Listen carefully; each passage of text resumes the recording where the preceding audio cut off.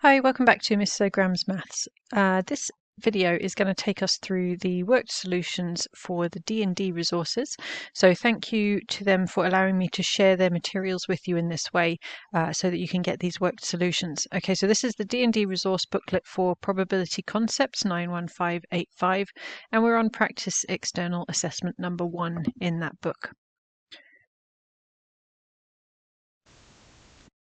On the first question, we have a bunch of information that's given to us in the question, and your best bet here is to try to set it up in a way that's going to help you pick out the pieces that you need. So we have males and females, gave feedback and didn't give feedback. So if we go with a two-way table like this, we can have the males and the females, and then total, and then feedback, didn't give feedback. Okay, so we've got 450 males were approached, so that goes in there.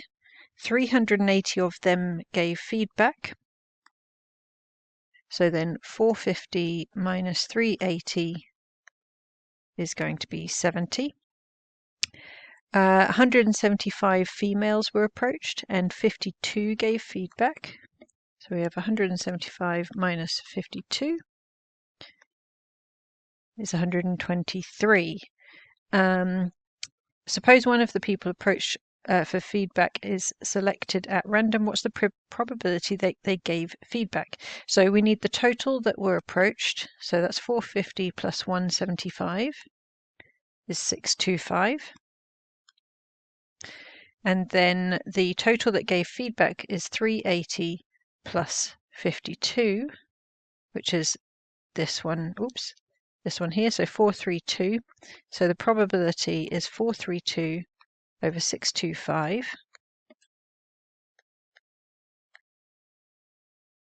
Which is 0.6912. Now, how many times more likely is it that a male gave feedback on the new model compared to a female? So we want the probability that they gave feedback given that they're male. So for that, we are only looking at the male section here.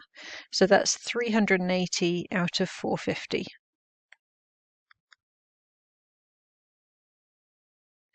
And the probability that they... Oh, I just realized I used feedback for both, like an F for feedback and for female. So let's call that feedback with a B with it so we can distinguish between them. Okay, so the probability that they gave feedback given that it was a female. So for that one, we're looking at this column here. So we have 52 of them gave feedback out of 175. So then if we do the male number divided by the female's number,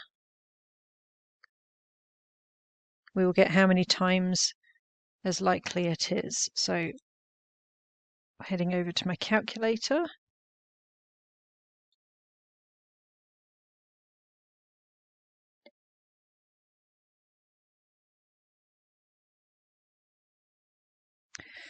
We get 2.84 times as likely.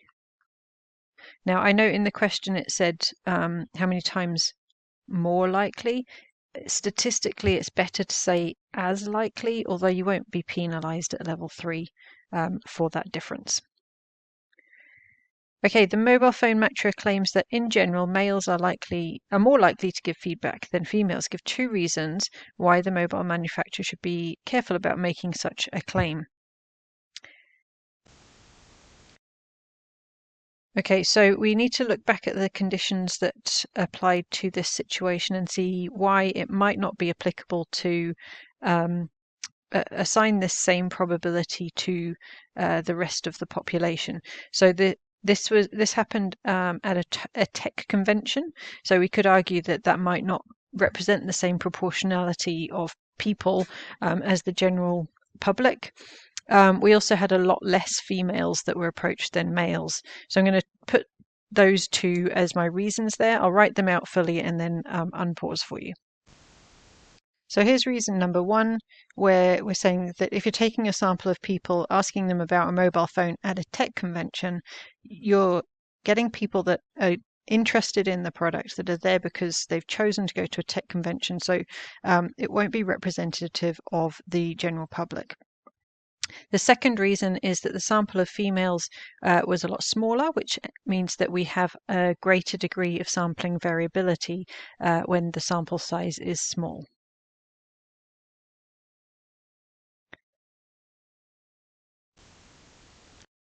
This question wants us to explain why two terms are not independent. Now, if they were independent, the brand loyal and influenced by price, if they were independent, this number wouldn't change here.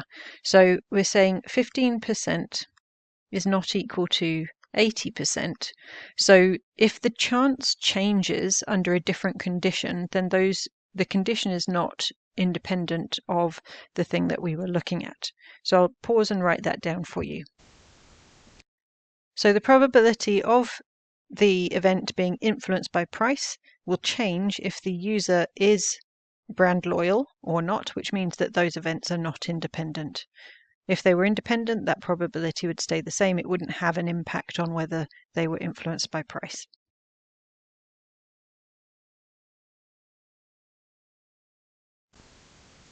Now we're going to use that information to calculate the probability that a user is influenced by price. Let's first of all set up a tree diagram. So we've got either they are brand loyal or they're not brand loyal. So if we go back up to brand loyal, there were 68% of those. So this is 0.68, which makes that 0.32. And then if they were brand loyal, the chance that they were influenced by price is 0.15, which means the chance they're not influenced by price is 0.85, making those branches add up to 1. If they were not brand loyal, the chance of being influenced by price was 0.8, making the chance that they're not influenced by price 0.2. And we want to know what's the probability they are influenced by price. So that will be this branch here or this branch here. In which case we have 0.68 times 0.15 for that branch, or the other branch means we add them, and that's 0.32 times 0.8 for the other branch. So 0.68, 0.15, 0.32, 0.8. That is equal to 0.358.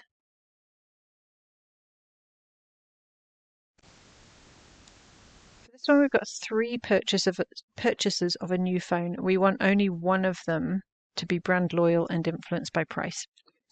So think about what this means. If the first person was brand loyal and influenced by price, then we would have the second person would be not brand loyal and influenced by price, and the third again would have to be not brand loyal and influenced by price.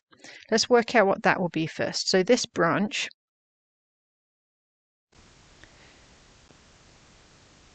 we first need to work out the probability of being brand loyal and influenced by price. So if we pop back up here, brand loyal and influenced by price is this branch just here. Brand loyal, influenced by price, 0.68 times 0.15.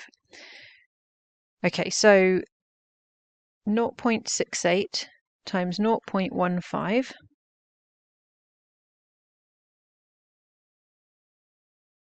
is equal to 0.102, which means the probability that they are not brand loyal and influenced by price will be 1 minus that.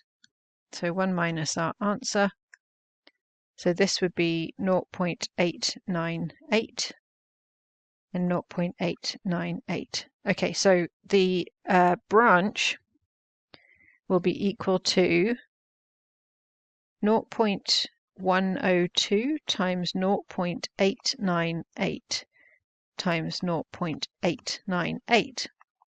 Okay, so 0.102, 898 times 898 gives us 0.08225. Now, we've got this order of things that happened this way, but we could also have had a different option. We could have had this first guy could have been not, and then is, and then not, and then we could have had this guy was not, and the second one was not, and the third one was is. So there's three different ways that this could happen, three different branches, and each of them would be 0.08225 because we're doing the same calculation each time. We'll have a 0.102 on the is branch and 0.898 on the other two. So we have that 3 times over.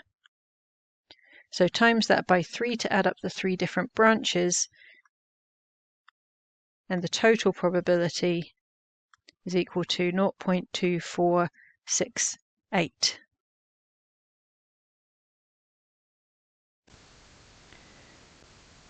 Now, one final thing is to state our assumptions. And what we're assuming here is that each purchase is independent of each other. So whatever person 1 picks doesn't have an impact on what person 2 or 3 picks, and vice versa.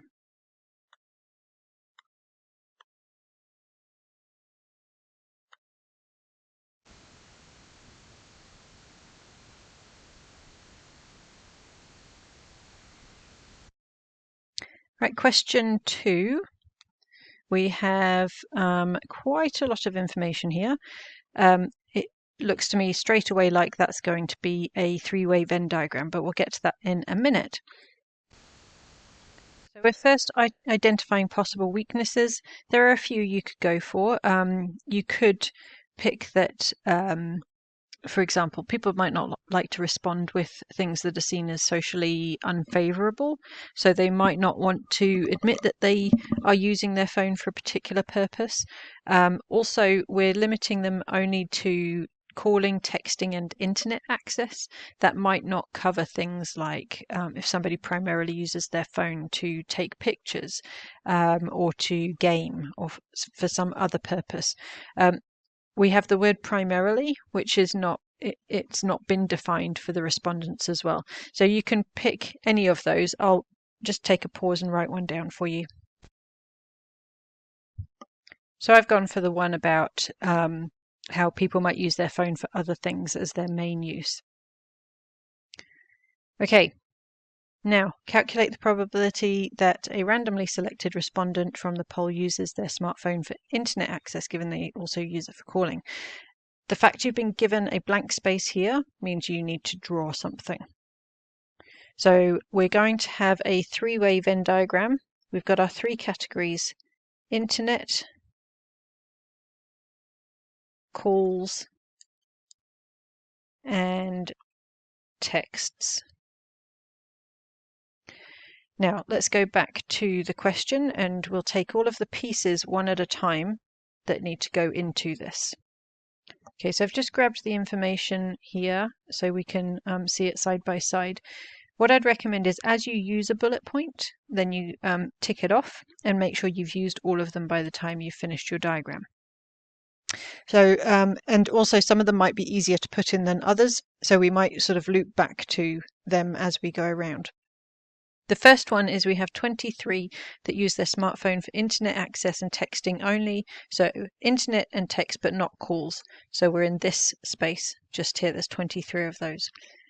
164 used their phone for texting. So this will total 164. I'm going to circle back to that one. So we've used the first one. We have 42 used their smartphone for all 3. So 42 goes in the middle here. 30 used their smartphone for internet and calling but not texting. So that's going just there. 19 for their texting and calling, but not for internet. So that goes just there. Now I can circle back to this 164, right? Because the total that we're seeing is going to be 164, and then take off those other pieces like this, and we have 80 left just there. Now I've used the 164. We have 16 that use their smartphone for the internet only, so that's that bit just here. 131 that use their smartphone for calling, so the total of the calling circle is 131. We take off 30, we take off 42, and we take off 19, and we're left with 40. Okay, now calculate the probability that a randomly selected person uses their smartphone for internet access, given that they also use it for calling. Okay, so the probability of internet given that they use it for calling means that we are restricting our domain down to the people that call and see how many of them use it for the internet. So we're only interested in what's inside of this circle, which was this 131 that we just finished with. So we've got out of 131, how many of them then use it for the internet? So that's this section just here. So that's 72 out of 131. So 72 divided by 131 is equal to 0.5. That'll have to round to 0.55.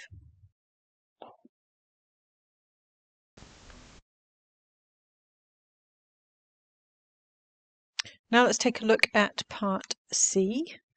And we have different types of phones on the market with reported hardware failure rates for each of them. So we'll draw ourselves a tree diagram. What we're wanting to get to is being able to use this to calculate the probability that 2 out of 3 individuals who purchase a smartphone will have hardware failures within 24 months. And to do that, we would need to work out the probability of a smartphone failing, and that's dependent on the type of phone that we have. So we have Apple, we've got Android, we've got Windows, and we've got the rest. Okay, so we have 0.414 chance of picking Apple, 0.517 Android, 0.056 for Windows, and 0.013 for the others. Now the chance of failure on each of those, so failure for an Apple is 0.07. Failure for Android would be 0.14. For Windows, Windows failure is a 0.11, and for the rest of them it's a 0.08. Now I could think about the other branches that would come off this as not fail as well. I just don't need them, so I haven't bothered drawing in the rest of them, because all I'm interested in is the probability that a phone fails. So it's all of those 4 branches added together. So we'll have, I'm just going to pause and write that out, that working out first. And you can see how I've popped it into the calculator as well. We get an answer of 0.10856. So that's the probability that any of these phones picked at random will fail. Now we've got 3 people in a row with a phone. We've got the first person, second person, and the third person. We want the probability that 2 of the 3 have a failed phone, or have a phone that has a failure rate, has a failure on it. So we could do either the first one fails or not fails. Then we'd have the second fail, not fail, the third fail or not fail, And you can see how we would then build up those branches. So we could get 2 fails with this one, and this one. We could also get 2 fails if we go down the fail, not fail, and then fail option. So here's another branch that would get the same outcome.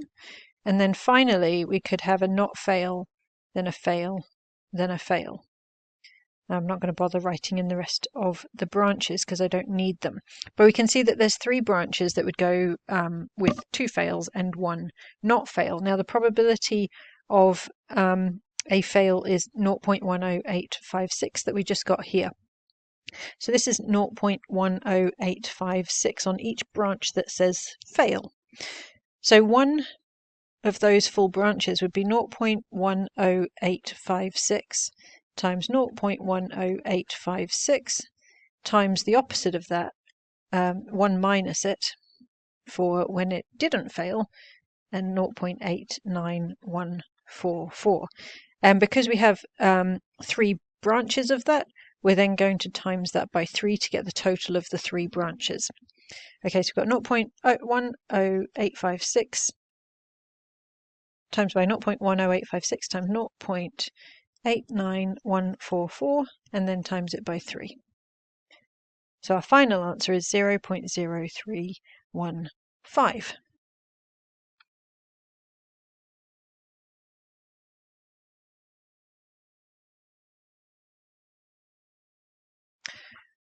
Okay, part D, we've got some more information about phones, and we want to calculate the probability that a cell phone owner within the organization earns in excess of $40,000 per year and owns an iPhone. So I'm going to start by writing down the 3 bits of information that we have there in a more useful way. So the probability that they have an iPhone is 0.25. For the second bullet point, we're looking at of the cell phone owners that have an iPhone. So we've got a condition that they have an iPhone. So given that they have an iPhone, the chance they earn more than $40,000, is then 0.4. And the last one is that we have 30% of cell phone owners who do not have an iPhone and more than that. So not iPhone is the condition. The probability that those ones earn over 40,000 is 0.3.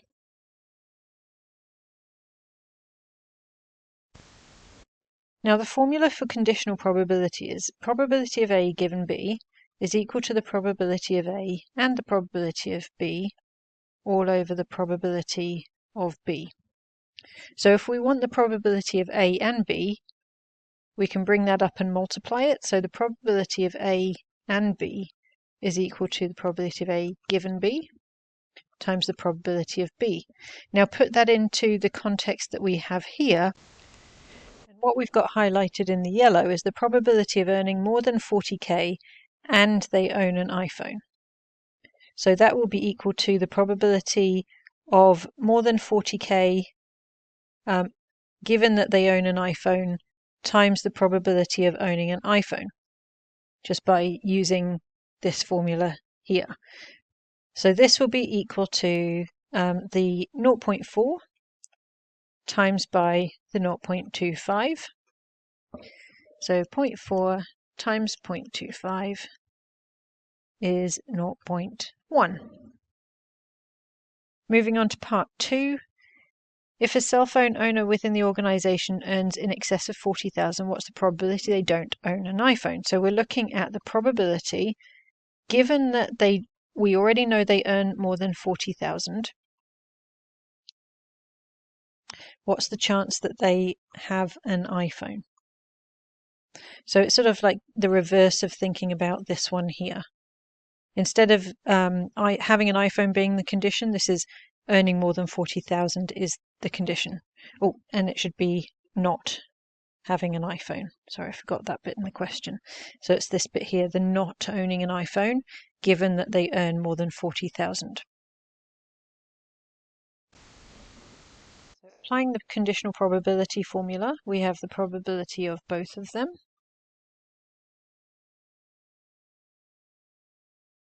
divided by the probability of the condition, so that it's over 40,000. And now I need to break down the pieces to be able to work out those parts that we need. Now for this one, I'm going to try and pop it into a tree diagram because I think that's going to help us to figure out what's happening here. So if they have an iPhone or not, we have the chance of having an iPhone is 0.25, and then that means that not is 0.75. And then earning more than 40,000, if they have an iPhone, so if they have an iPhone and then earning more than 40,000, the chance of that will be 0.4. So that goes on this branch here, making a less than or equal to 40,000 be 0.6.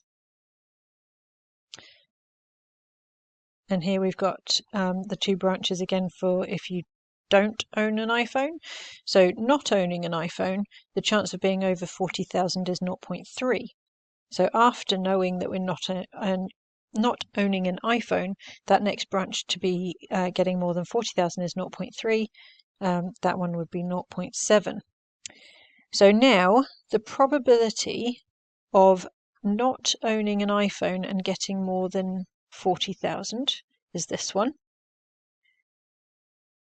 So our probability that we're trying to work out now will be 0.75 times 0.3 for this top line just here of not owning an iPhone and earning more than 40,000. That's going to be divided by the probability of earning more than 40,000, which is this branch here ends in earning more than 40,000, but so does this one. So we add up that branch as well. So this one too. And that will give us the total probability of somebody earning more than 40,000.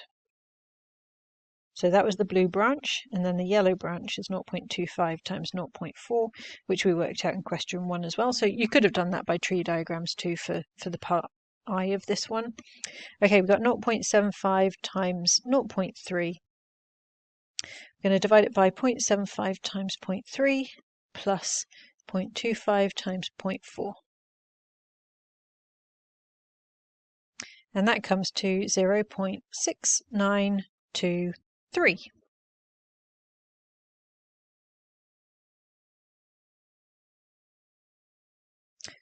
Okay, question 3.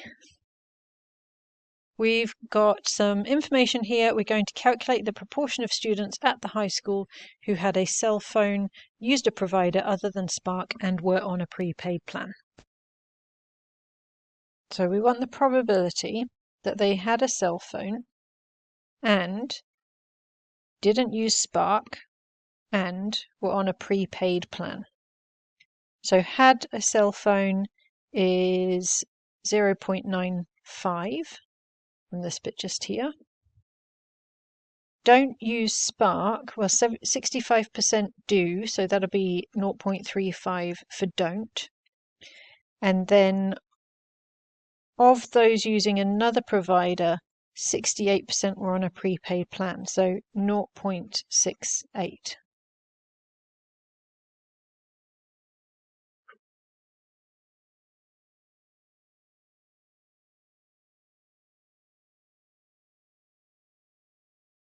And we get 0.2261. Okay, next question. 2 students were randomly chosen. What's the probability that both used another mobile provider other than Spark?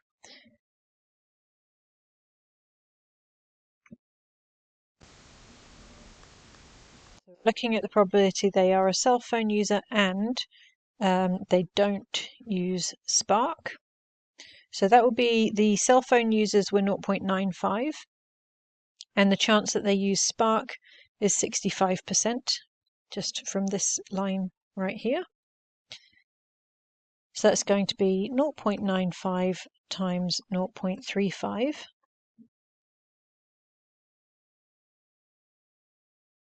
Giving us 0.3325. Now, if we want 2 students student 1 and student 2 that both have this condition applied to them, then it will be 0.3325 times 0.3325.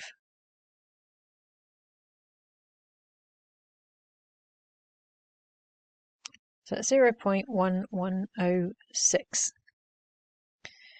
Right, now we need to justify any assumptions that we've made and show any calculations. Well, we've shown the calculations. The assumptions is almost always the same, that we are assuming that these are independent of each other. So that's the first one. The choice that one student makes doesn't impact the choice another student makes, which means that this 0.325 remains the same for the second student after the first one has made their decision. Another assumption that we make is that we are able to work out these numbers using sampling without replacement, or in other words, like the branches of your tree, if you were to set up a tree diagram of this, we don't take one off of the total amount of students when we've taken a student out of the pool. We can make this assumption that we don't need to account for sampling without replacement because the number of students is large. So if you take one student out of a mixture of a large amount of these year 13 students that they got this information from, it's not going to make enough of a difference to the probabilities that we're working out. Okay, part C. Have a look at this question.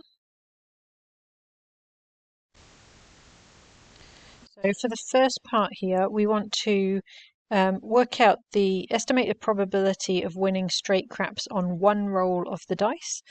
And how does this compare to the theoretical probability? So go back to the details in the question.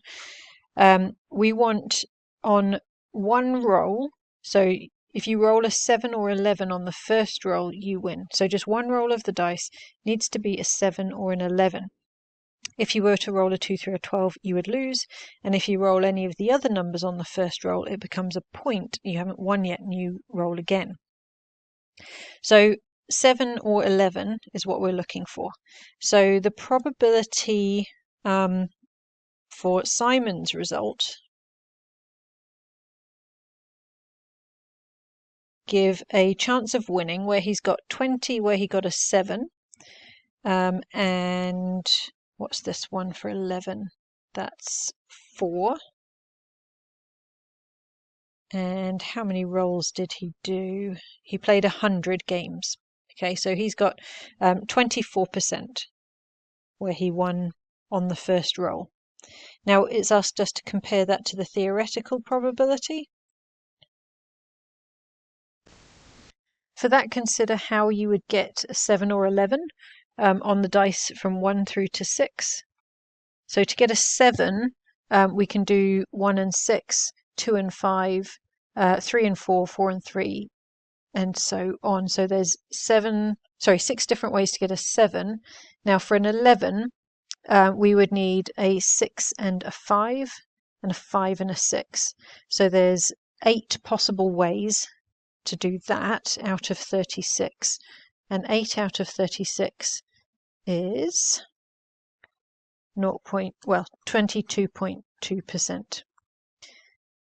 Similar, but Simon's is slightly higher.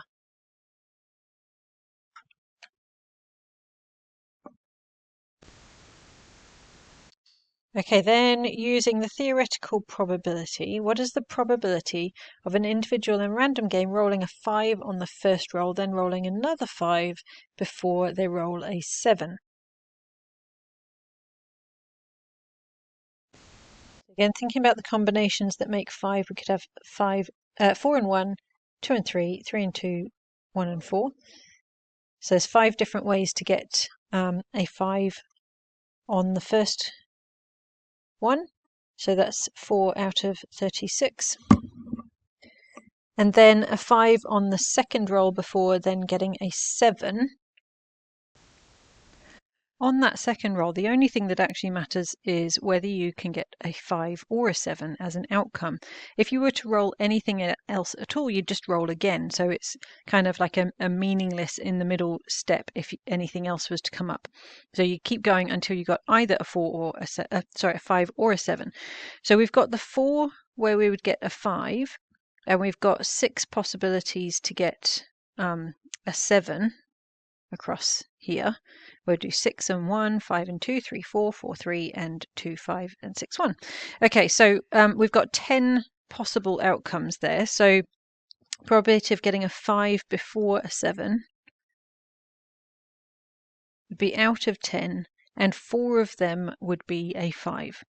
Now this one was really tricky actually to figure out the denominator there, and it's because of the conditions of this game that once we're past the first roll, the other numbers don't do anything. It's like they don't even exist. So the 2, 3, and 12, nothing happens after the first roll. They only make you lose on the first roll. Any other number beside your point total on the second roll, again, is irrelevant. So it's as if they don't exist. They're not going to change any outcome in the game. So we don't consider them as part of our denominator here.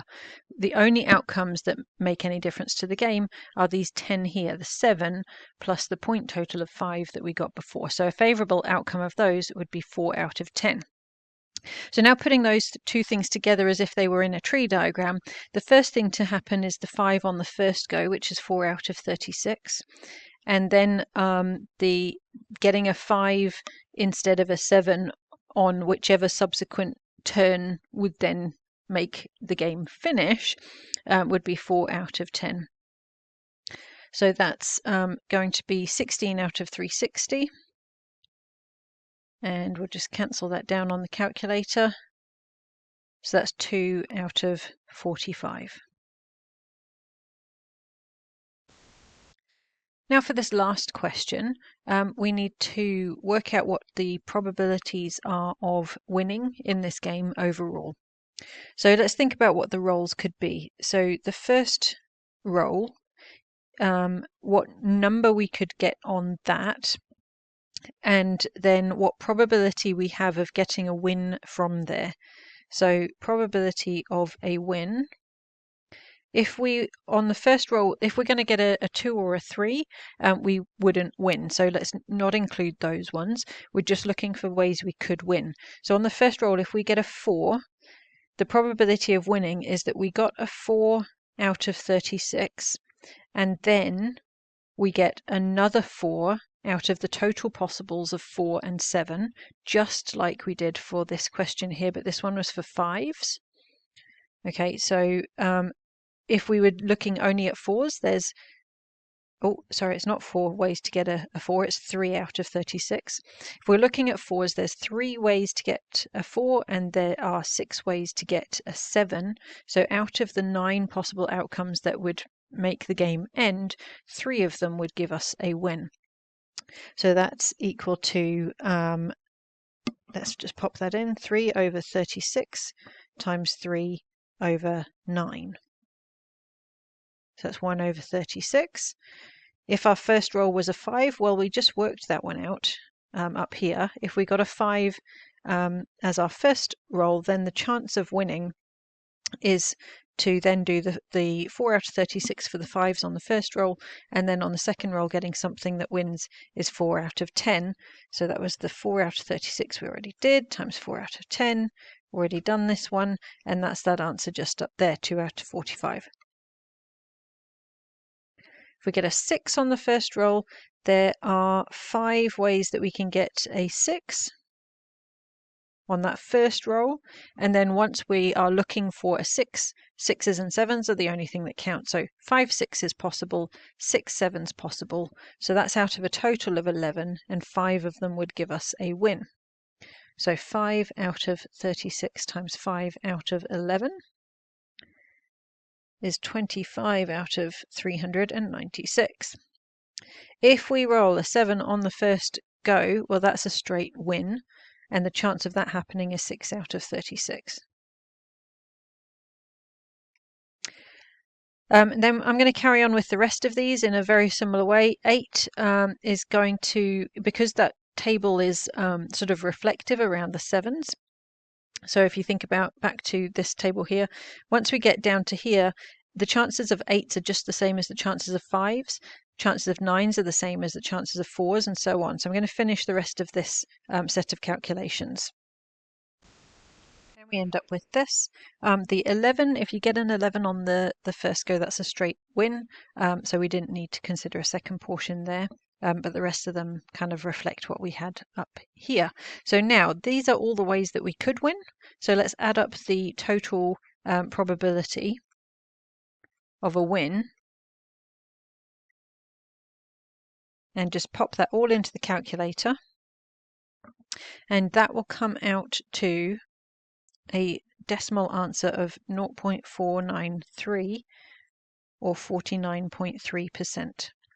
Now, since that is quite close to a 50-50 chance, then within gambling, that's a fairly good set of odds. In a lot of games of chance and casino games, the chance of winning is not quite as high as that. It would be a bigger split and more in favor of the casino. So this could support the claim that gamblers prefer this because it seems to be a better chance of winning.